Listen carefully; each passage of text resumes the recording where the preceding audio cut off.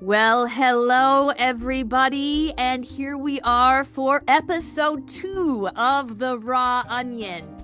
I hope everybody got a chance to listen to last week's flagship first episode where we talked about our beloved corporate holiday parties and the language around corporate speak and what they're doing to us mentally to kind of trick us into behaving as we should, quote unquote. We're going to pivot a little bit and still under the holiday umbrella because it's fast approaching. Guess what we're going to talk about today, everybody? Holiday trigger number 2, the neuroscience of nostalgia.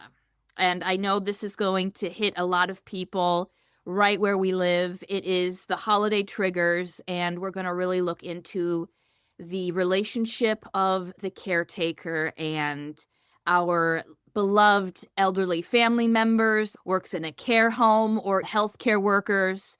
That is extremely challenging this time of year. Our theme is the holiday triggers of the caregiver's brain and how to survive both. So the neuroscience of nostalgia. We ask ourselves why the holidays hit caregivers so hard. And I just wanted to put a little fact out here that a lot of times we are called the sandwich generation. And a lot of what Yoshie and I, and again, before I go on, just wanted to give a shout out to my incredible co-host who is always here with us, Yoshie Barnett. She is the master of everything tech with our podcast and our creation. She is a crossroads coach and incredibly experienced in her niche. So we operate the Raw Onion together, and she is here with us as well today. When I say we, I'm referring to us both. When we're talking about why holidays hit caregivers harder, Yoshie and I, our niche here for the Raw Onion is really looking at women in their late 30s, 40s to up to 60. A lot of women in this demographic that her and I are working with.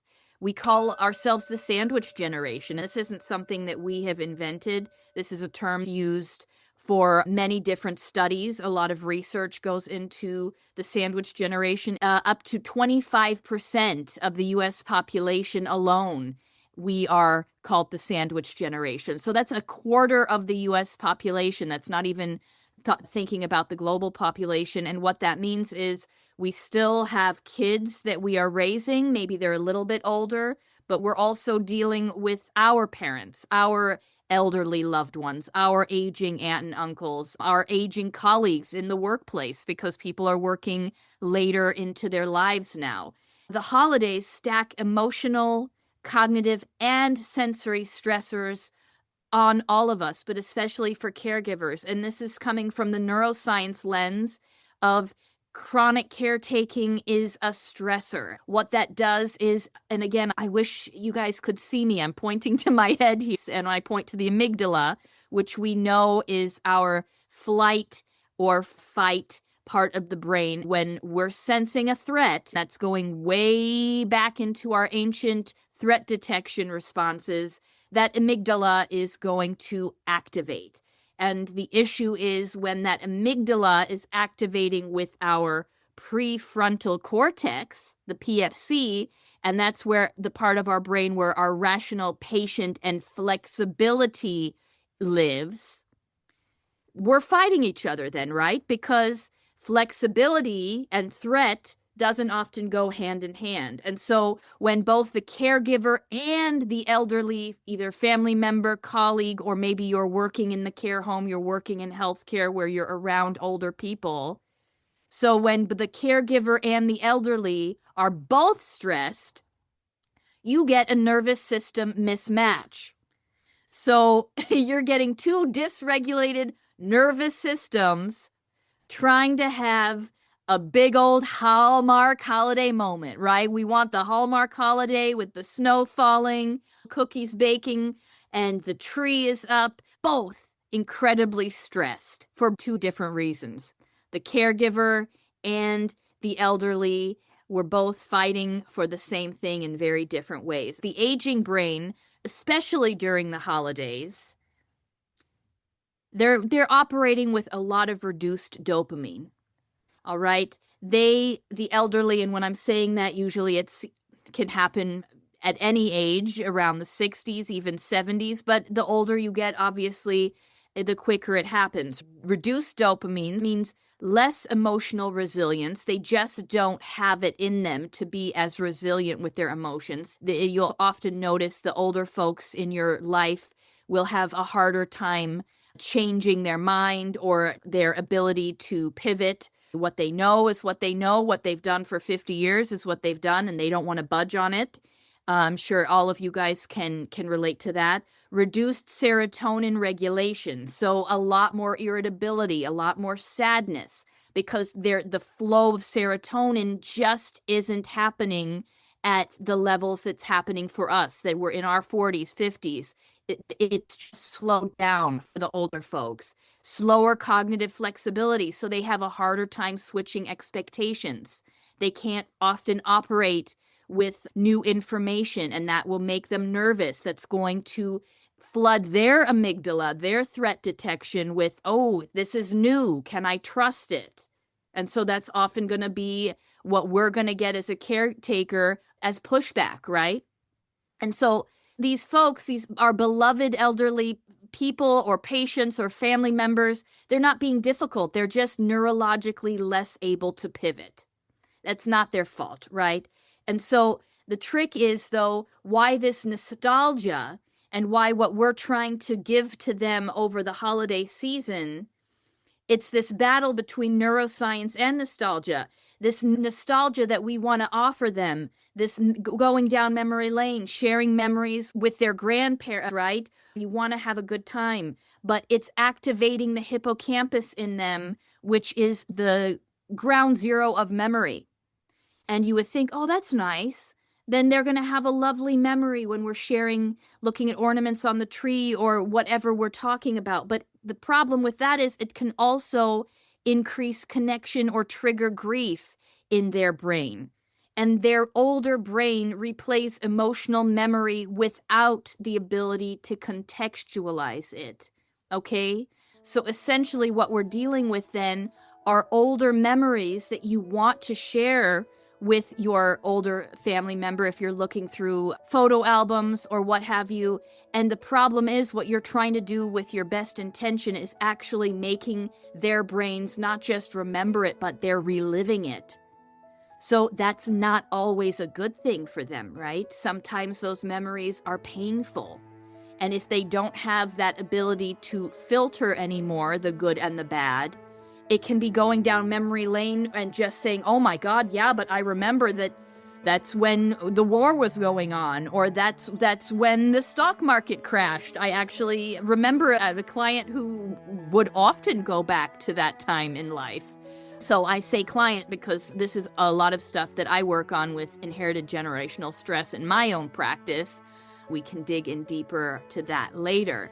That is, though, the crux of what is going on. What we think might be a beautiful, warm, and cozy moment of nostalgia is actually sending them off with no ability to filter what they might be remembering, and it might be very painful for them. So we have to remember that when we're engaging the older folks with holiday cheer, or at least we're attempting to. And the trick is, with the caregiver's brain, what we're doing is shutting down, because a lot of what we might be getting might be borderline abusive. It might be sad. It might be hurtful when our patients or our parents or relatives or older friends start to get short or angry. Sometimes even a little scary, right? That might bother us. And the only reason they're doing that is because they're overloaded. And the problem is now we as caregivers are overloaded. What is that doing to us? It's elevating our cortisol all day, every day. And when our cortisol is impaired, what happens? Our patience is short. Our empathy lowers. Our emotional regulation becomes really tight because we're operating on fumes. And guess what? As the caretaker, that leads to guilt after irritation. You don't want to get mad at these beautiful elderly folks. You're feeling guilty, and then you get emotionally numb after the guilt. and feeling like you're failing the holidays when you're not failing, you're frying. You haven't failed at anything. You fried yourself like an egg, and your body and your brain is now burned out because of this back and forth and not really understanding what's happening to the older brain, but also B, what is happening to your brain.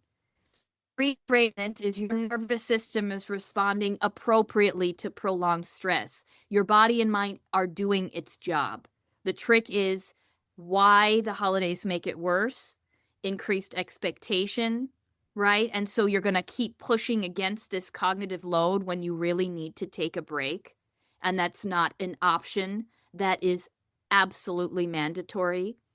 If I can't co-regulate, then I'm not going to be able to operate my dysregulation, right? And what does this mean? Well, I'm going to give you a very strange little exercise here, and you're going to laugh at me, but just indulge me for a moment, right? We're essentially co-regulating our brain as the caretaker, but we're also simultaneously regulating the brain of our loved one, of our patient, of our elderly person in our life. That psychological sigh, and I'm going to do it here, 2 short inhales and 1 long exhale. So, you drop your shoulders to relax the jaw. And what this does is this is signaling the vagus nerve safety. And what is happening when I'm slowly signaling that safety? I'm naming what I'm feeling silently, and that's engaging my decision-making part of the brain, the prefrontal cortex. If your brain is overacting, trust me, try it, and then let's talk about it. Name the part of the brain that's giving you a hard time. If you're about to get short with someone, about to yell, about to lose it, name your brain, okay? Before you're going to take that sigh, you're going to say, "Oh, Annie, you are out of control. You need to calm down." Or Bob the brain. And again, go ahead and laugh. I know it sounds ridiculous, but I tell you why. You're now taking your brain and making it something that's external, outside of what's happening to you in the moment. So instead of saying, "Oh my gosh, I'm out of control, my brain's out of control, my body feels like I'm going to have a panic attack, or I'm going to really lose my mind with this person I'm dealing with." Nope, guess what? Take your brain, name your brain, so you can actually focus your intention outside of yourself. When you're naming your brain, you're saying, "Hey, Annie," doesn't have to be Annie, but for sake of experimentation, I'm going to call my brain Annie. "Annie, I'm not blaming myself. I'm not failing. I'm actually looking at you from a different lens, and I'm able to say, you're just totally overloaded. What do you need in order to regulate now?" A lot of the times that alone bypasses this guilt stage of, I shouldn't be doing this. I can't fail this person. Maybe I feel like I already have failed the holidays by not showing enough patience or empathy towards this person. And then you're going to spiral into a guilt loop that is completely unnecessary. So take your brain outside your own body and have that conversation with your brain as if it's a friend, as if it's a different entity outside of yourself. I guarantee you're going to see some wild things happen in terms of being able to emotionally regulate, and it's actually a really beautiful thing. Next, you're going to let go of that perfect holiday myth. You're re-regulating before you re-enter the room. Your brain equates should to that threat when reality doesn't match. When you're using the word should, you're going back to this, I should be doing this, and if I don't, I failed. What you don't want is for your cortisol to jump up again and say, now I failed, now I'm guilty, I should. But what you really want is acceptance that lowers the cortisol faster than problem solving. So when you accept the fact that there's too much going on, that alone lowers your heartbeat, lowers your cortisol, lowers that anxiety level faster than any kind of really quick decision-making, problem-solving, ooh, I better take action right now, No, that's going to freak you out even more. Accept the madness and realize that that breath is going to calm you down, that removing your brain, so to speak, from the body is going to calm you down, and accept what is. Accept the fact that the older folks are aging. Accept the fact that it is frustrating. It's tough. It's hard on you because there's a sadness. It's hard on them because they're not able to regulate their brain or their expectations anymore, because a lot of what they might be remembering is reliving. A lot of people might not be here anymore that they're remembering from their old memory. There's grief that's attached to the holidays that people don't talk about enough. There's a level of acceptance that needs to happen that will really be able to ground everybody. And this is the most important thing for the holidays and for every day, is when you get to ground yourself and your loved ones in safety, okay? So that reframe for caregivers is a successful holiday is not happiness necessarily. It's felt safety. Presence overrides performance. So I'd love to invite everybody to have compassion this holiday season for both brains, the aging brain, the elderly brain. Now we know a little of what's really happening in their brains, and the caregiver's brain. There's something very similar happening in your brain too, because your patience is being tested and their working memory is being tested. When both are being tested simultaneously, we're going to have a Hallmark movie mismatch. And the only real recourse for that is acceptance and to find the safety in where we can all enjoy that moment together. This season isn't about recreating the past. It's about protecting nervous systems in the present. So I encourage you beautiful caretakers out there to lower your expectations, create micro moments of connection, because a lot of the times those micro moments are the only thing that can really penetrate an aging brain, right? Don't bite off more than anybody can chew. There's no need for it. And this invitation to rest without guilt. Rest without guilt. Yoshie and I want to leave you with something practical, something you can use right before you walk into the kitchen, the living room, the car, and that's why I'm sharing this with you.